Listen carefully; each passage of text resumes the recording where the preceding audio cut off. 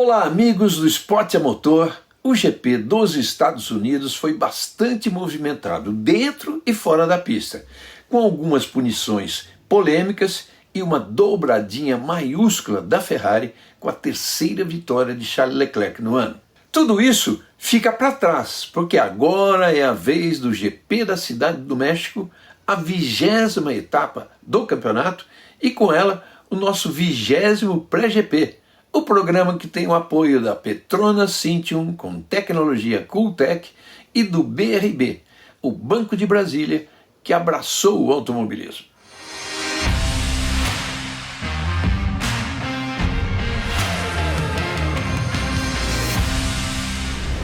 O México é um dos poucos países que receberam sempre a Fórmula 1 em um mesmo circuito.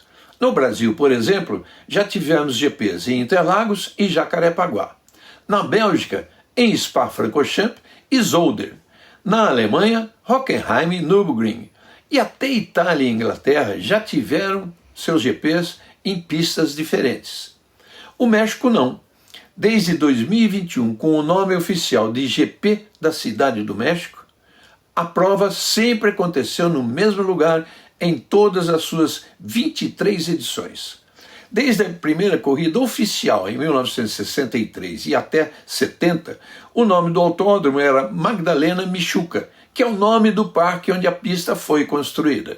O primeiro GP no país, em 1962, não contou pontos para o campeonato, e naquela edição o piloto da casa, Ricardo Rodrigues, pilotando uma Lotus 24 da equipe de Rob Walker, bateu na curva peraltada e não resistiu aos ferimentos.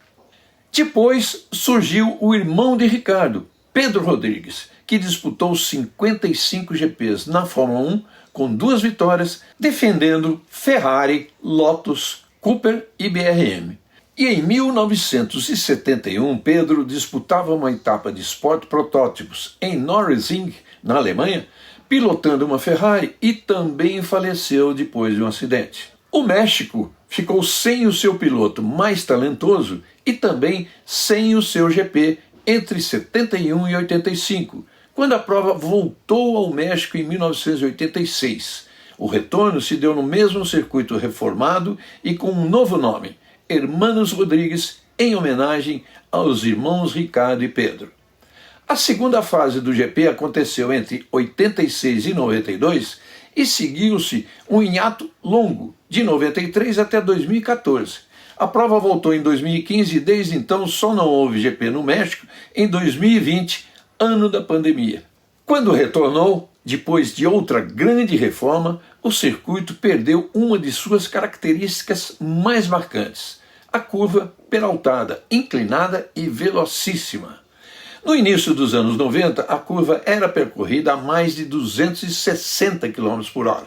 Foi lá que Nigel Mansell fez uma ultrapassagem espetacular por fora sobre Gerhard Berger, e foi também nesta curva que Ayrton Senna havia sofrido até então o acidente mais grave de sua carreira, capotando na caixa, meio de brita e meio de areia, parando de cabeça para baixo com a McLaren. Ele saiu sozinho do cockpit, se arrastando pelo chão.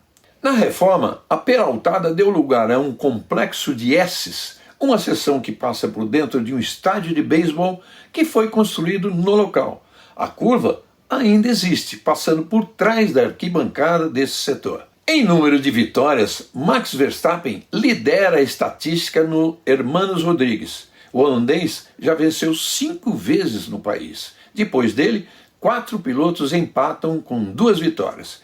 Jim Clark, sem contar a vitória na corrida extra de 62, Alain Prost, Nigel Mansell e Lewis Hamilton. Na fase atual do GP da Cidade do México, desde 2015, só 3 pilotos venceram. Nico Rosberg em 2015 e depois Verstappen e Hamilton.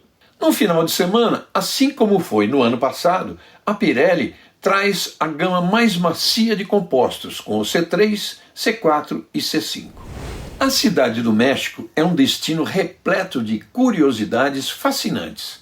Com peculiaridades geográficas, a Cidade do México possui uma história rica e complexa e está localizada a 2.240 metros de altitude.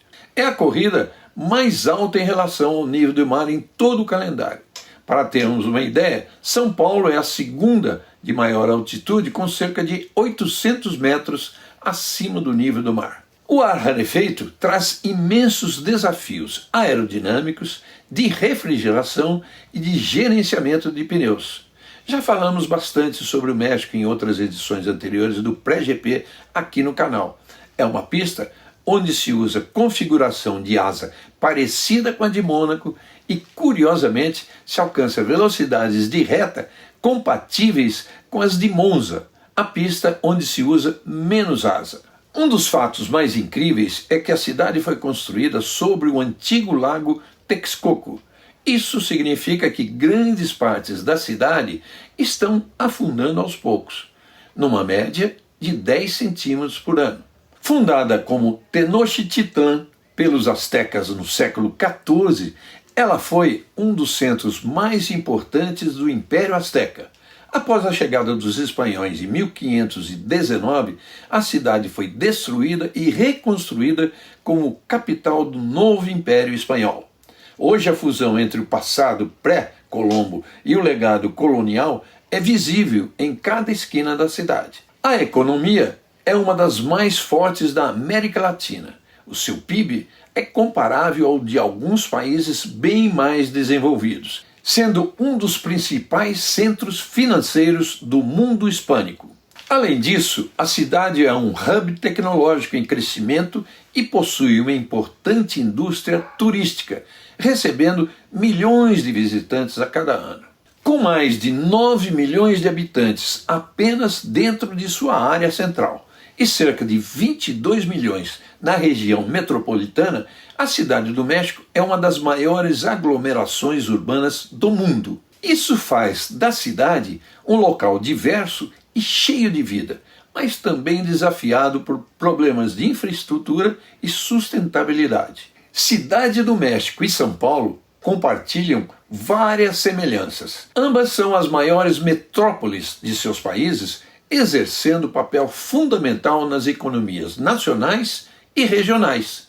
São importantes centros financeiros, industriais e tecnológicos, além de abrigarem uma rica diversidade cultural, com uma vida noturna intensa e uma ampla oferta gastronômica. E ambas enfrentam desafios urbanos similares, como tráfego intenso, poluição e desigualdade social, sendo centros de grandes oportunidades, mas também de complexidades sociais. Há algumas semanas surgiu o boato de que Sérgio Pérez fosse anunciar sua aposentadoria da Fórmula 1 e que a ocasião escolhida para dar a notícia seria o GP da Cidade do México. O mexicano prontamente refutou a notícia, que chamou de boato. O fato é que o excelente desempenho do jovem Liam Lawson nos Estados Unidos aumenta a possibilidade dessa aposentadoria acontecer antes do previsto por Pérez. Se não acontecer no México, pode ser no final da temporada.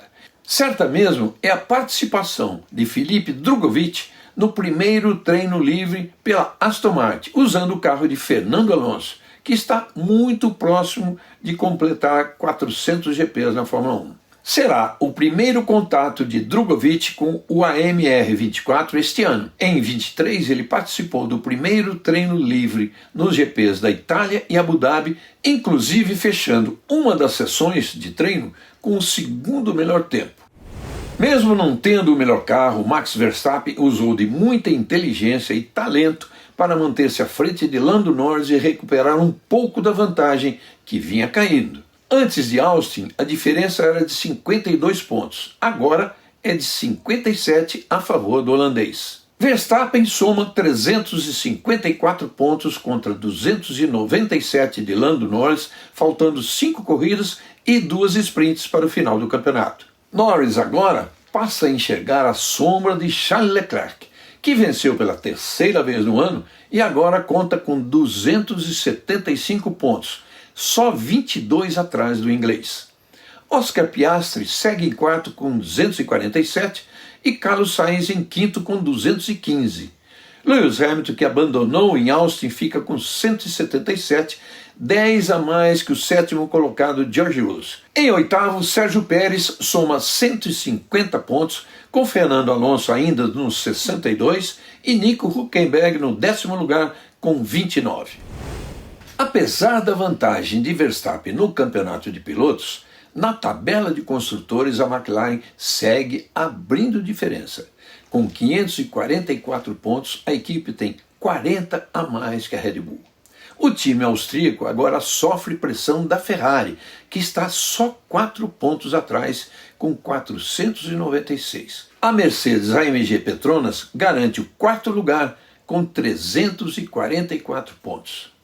Também isolada, mas bem abaixo, vem a Aston Martin com 86 pontos. A mudança se dá a partir do 6º lugar, que tem uma nova dona, a Haas, que pontuou tanto na sprint como na corrida principal em Austin e superou a Racing Bulls por 2 pontos, 38 a 36. A Williams, que pontuou com o ótimo argentino Franco Colapinto, agora soma 17 no 8º lugar. A Alpine segue com 13 e a Sauber ainda no 0. As tardes serão animadas no fim de semana. Começamos na sexta-feira, a partir das 3h30 da tarde, com o primeiro treino livre ao vivo no Band Esportes e logo depois, às 7 da noite, com a segunda sessão de treinos, que será dedicada à validação dos novos compostos da Pirelli para 2025, C4, C5 e C6. A sessão terá 90 minutos, incluindo um programa específico definido pela Pirelli, com os pilotos usando 2 conjuntos adicionais de pneus, um deles para um protótipo para 2025.